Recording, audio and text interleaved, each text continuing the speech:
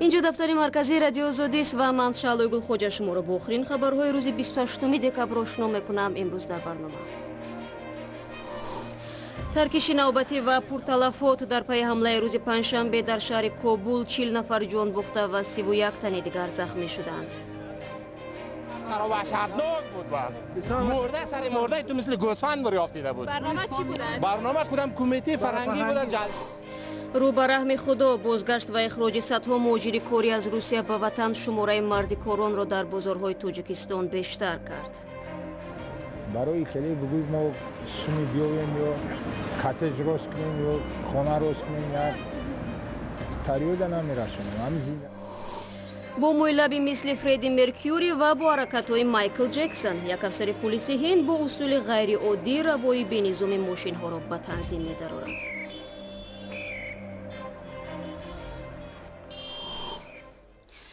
بر اثر حمله روز 28 دکبر در شهر کابل 10 نفر کشته و زخمی شدند. مقامات انتظامی افغانستان میگویند همه قربانیان افراد غیر نظامی هستند و احتمال دارد شماره آنها بیشتر باشد. حکومت ریاست جمهوری افغانستان این حمله را محکوم کرده آن را جنایت ضد بشری خواند. طاهر سفر گزارش می‌دهد.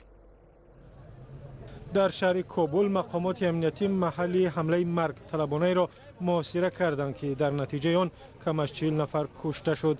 ترکیش روز پنجشنبه 28 دکبر در نزدیکی یک مرکزی فرهنگی شیعه مذهبان به وقوع پیوست. خیلی وحشتناک بود بس. مرده سر مرده تو مثل گوسفند دریافته بود. برنامه چی بود؟ وزارت امور داخلی افغانستان گفت در این حادثه 30 تن دیگر جراحت برداشتند. علی ریزا یکی از شاهدان حمله میگوید در سرنوشت پسر عمکش که آنجا بود نگران است. دیده بود من دنبال همون بچه کاکایم بودم، یکیش گم است، هنوز نمیفهمم که او زخمی است یا شهید شده، یکیش جور بود اونجا. تعداد شهدا زیاد است. مقامات میگویند بمبگذار مرگ طلب به مرکز فرهنگی وارد شده خود را در بین مردم ترکاند که در مراسم 38مین سالگرد تجاوز شوروی به افغانستان را به یاد می آوردند. بعد جمع آمدن مردم برای کمک به آسیب دیدگان، دو ترکشی دیگر در نزدیکی بینای مرکز فرهنگی شیاёن به وقوع پیوسته است. گفته می شود بسیاری از آسیب دیدگان دانشجویانند. کسی مسئولیت حمله را بر دوش نگرفته است، اما در گذشته گروهی به نام دولت اسلامی در محله های عمدتاً شیعه نشین در کابل بمبگذاری ها انجام داده است.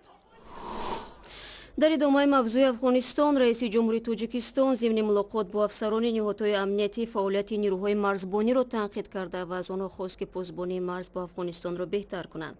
در ملاقات روز 28 دکبر بخشیده به افتخار روز کارمندان مقامات امنیتی ملی، امام علی رحمان نبودن انتظام حربی قانون شکنی ها ضمن پاسبانی مرز را تنقید کرد و از رهبران کمیته امنیتی ملی خواست این کمبودی ها را اصلاح کنند. چند پیش ضمن مقاومت با قاچاقبران مواد مخدر در مرز با افغانستان یک افسر بلندپایه توجیک کشته شد. امام علی رحمان همچنین خواسته است که تلاش‌ها برای جلوگیری از افراطگرایی در بین جوانان افزایش یابد. امروز پرزیدنت روسیه نیز با نظامیان و کارمندان امنیتی کشورش گفتگو داشت. ولادیمیر پوتین در این همایش ترکیشی شام دیروز در شهر سنت پترزبورگ را عمل تروریستی عنوان کرد. بر اثر ترکیش در فروشگاه خوراکواری 13 نفر زخم برداشتند. معلوم نیست که در میان آسیب دیدگان شهروندان تاجیکستان نیز هست یا نه. به گفته مفتشان گمانبر احتمالی در کامرای نظارتی ثبت شده است. عبدالله شروف با جزئیات بیشتر. شام 27 دکبر در مغازه در شمال شهر سنت پترزبورگ ترکیش به عمل آمد. پلیس گفت در نتیجه چندین نفر زخم برداشتند. 10 نفر با جراحت‌های جسمانی به بیمارستان انتقال داده شدند. به زندگی آنها خطر تهدید نمی‌کند. بنا به گفته کمیته تفتیشات روسیه، ترکیش در مکان قطی‌های نگهداری اشیا به عمل آمد. اقتدار انفجار با شدت 200 گرم تراتیل یکی از ماشین‌های پول نقد را از کار برآورد. کمیته میگوید بمب خودساخت بوده است. مفتشان میگویند ترکیش سوء قصد به جان محسوب می شود. бармегардем ба тоҷикистон. шадид шудани низоми кор дар русия ва ихроҷи садҳо муҳоҷири тоҷик аз ин кишвар шумораи курдиёнро дар тоҷикистон бештар кардааст. ҳукумати тоҷикистон ба хотири коҳиши бекорӣ сари чанд вақт ярмаркаҳои ҷойи корро роҳандозӣ мекунад, вале баробари афзоиши аҳолӣ теъдоди афроди бешуғл ҳам зиёд мешавад. ин шабу рӯз гурӯҳ мардикоронро дар гӯшаву канори пойтахт метавон мушоҳида кард, ки интизори корфармо менишинанд. ҳамкорони мо ин мавзӯъро таҳлил карданд. ҷамолиддин қосимов сокини 50-солаи ноҳияи восеро мақомоти хадамоти муҳоҷирати русия 3 соли қабл ихроҷ карданд. ӯ барои 5 сол аз ҳаққи вуруд ба русия маҳрум шуд. ҷамолиддин барои дарёфти ризқи 6 фарзанду ҳамсараш 3 соли ахир дар шаҳри Душанбе мардикорӣ мекунад. ӯ мегӯяд 2 соли ахир пайдо кардани кор хеле мушкил шудааст ва баъзан чанд рӯз дар ҳавои бози гарму сард мунтазири корфармо менишинанд. ҳам қадаре меёвем ки ҳам зиндагимонам пеш мебарем халос. барои хеле бигӯй мо суми биёвем ё коттедж рост кунем ё хона рост кунем як тарёда намерасонем. ҳам зиндагиро ел сар ба сар мебарем.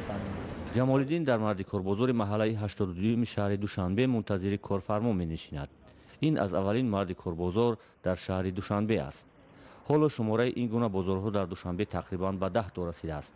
имсол шумораи корҷӯиҳо дар бозори маҳаллаи 82-уми пойтахт тақрибан 1 баробар афзудааст.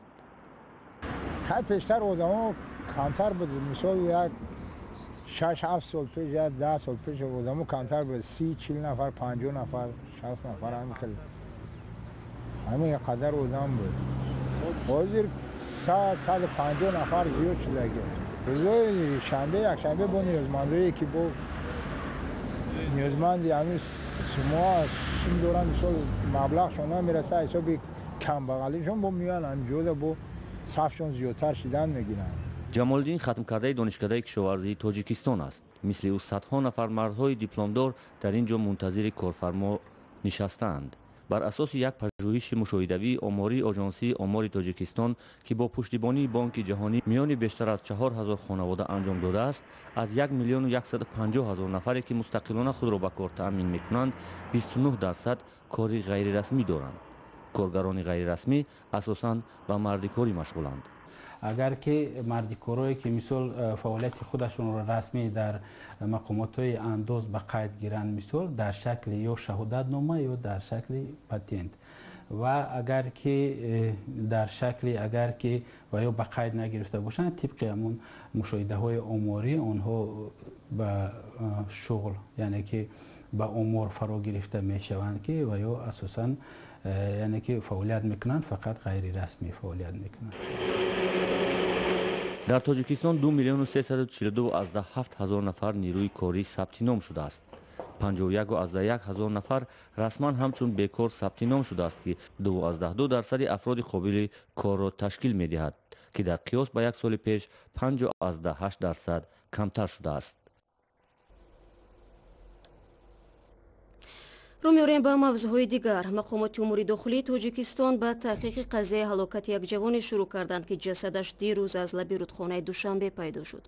طبق فرضیه تفتیشات، اسماعیل قربانمادov ساکن ناحیه وسه دست به خودکشی زده است. قربانمادov 27 سال داشته، صاحب 2 فرزند نابالغ بوده است. دیروز معلوم شد که این جوان پیش از مرگ به مادرش مکتوبی گذاشته او را تسلی داده است و نوشته است که همسرش میتواند بعد درگذشتی او شوهر کند، ولی در این نامه هیچ اشاره به سبب خودکشی قربانمادov نیست. فعلا تحقیق قضیه را دادستانی ناحیه فردوسی پیش میبرد.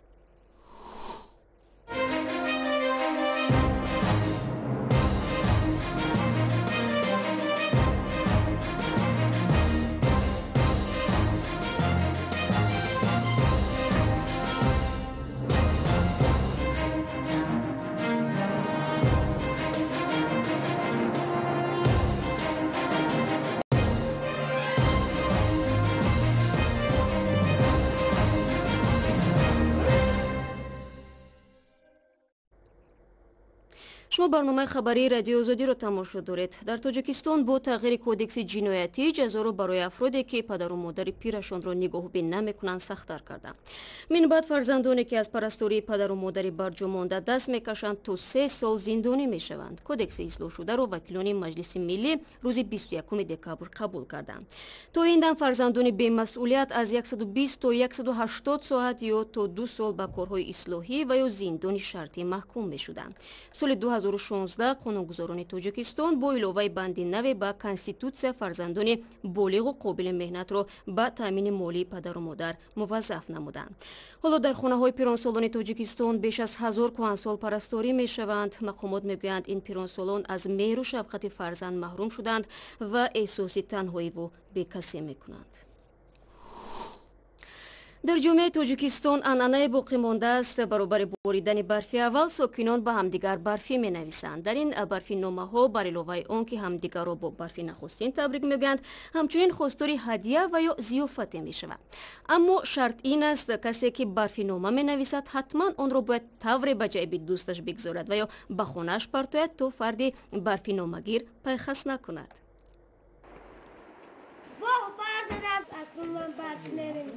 سعدی از نیمه فصل تیرماه به صبرانه انتظار باریدن برف بود تا به همدهگانش مژده آمدن زمستان را رساند. ذره ذره برف می بارد سفید، یک ضیافت از شما داریم امید. صندلی را سازد از علو، شیر برنج و منتو و آشی پلو. در نهایت به او میسر شد مژده باریدن برف یا برفی را به یکی از همدیگانش سپارد. به قول خودش به دست هم نافتاد. ایده کی آورده باشه؟ برفی آورده باشه با آش گفتگیه. ساکنان دهه آبی خرف و مثل اکثر دهات تاجیکستان انعنه خوبی برفی اول را حفظ کردند که عادتاً به سال نو راست می آید. این رسم و رسوم برفی نویسی اساساً حزلهای برادری و دوستی است. من فرض کنم در همین مردم ما وقتی که عرفه سال نو می شود با دوستان و با رفیقان یکدیگر برفی می نویسند برای حزل و شوخی، برای قرضدار کردن یکدیگر با همین بهانه یک ضیافت میکنند. اما در رسانیدن این مژده نه همه موفق می شوند. داود هم بخت خود را سنجید. برفی ناورده! رسم این انعنه چنین است که نفر در رسانیدن برفی موفق شود او را ضیافت انتظار است. در عکس حال برف و جزا، یعنی یا گوشت میخوری یا مشت. اما چیزی که خودش تشکیل کرده است و به گردن خودش بر میشد. من فرض کنم اگر خوراک ملی باشه پختن آش یا که قرطو یا که شکرو و مجبور است که همون شخصی که او رو دستگیر کرده است ما رو ضیافت کنه. نگاه میاندازیم به هندوستان. راههای ماشینگردی هندوستان بنابر رعایت نشدن قاعده‌های راه از بی‌نظم‌ترین در جهان است. روی بی‌سر و سامان نقلیات نه تنها حرکت ماشین‌های رانندگان پرتجربه بلکه کار ناظران راه را خیلی دشوار می‌کند. ولی یک افسر پلیس با نام رنجیت سینگ حرکت نقلیات در راههای سیرماشین و ناامن را نه با چوب دست بلکه با رقص‌های مایکل جکسون به تنظیم می‌درآورد. راننده ها نیز هنگام راه دادن ماشین های سمت مقابل صحنه برای دیدن در شهر پرغوغای اینداری هند دارند. رنجیت سینگ میگوید که سالهای طولانی مخلص مایکل جکسون بود و 12 سال پیش رقص های او را یاد گرفت و توانست حرکت بی‌نظم نقلیات در مرکز شهر را به ترتیب بیاورد. حرکت های ماهرانه و هنرمندانه این افسر پلیس هند رنجیت را معروف کرده است. در فیسبوک 50,000 مخلص دارد و ویدیوهایش را تقریبا هر روز در شبکه‌های اجتماعی می‌گذارند. بی‌نظمی در راه‌های هند یک امر معمولی است و حالا یکی از دانشگاه‌های کشور تحقیق دارد که تا چه حد اصول رنجیت سینگ می‌تواند در تنظیم حرکت نقلیات و پیشگیری از تنبشوی در راه‌ها جلوگیری کند.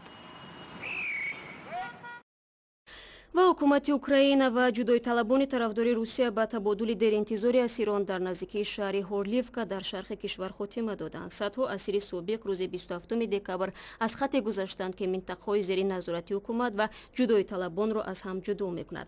Мақомот гуфтанд ки ҳукумати Украина 238 нафарро ба ҷудоиталабоне супориданд ки вилоятҳои Луганску Донецкро дар даст доранд.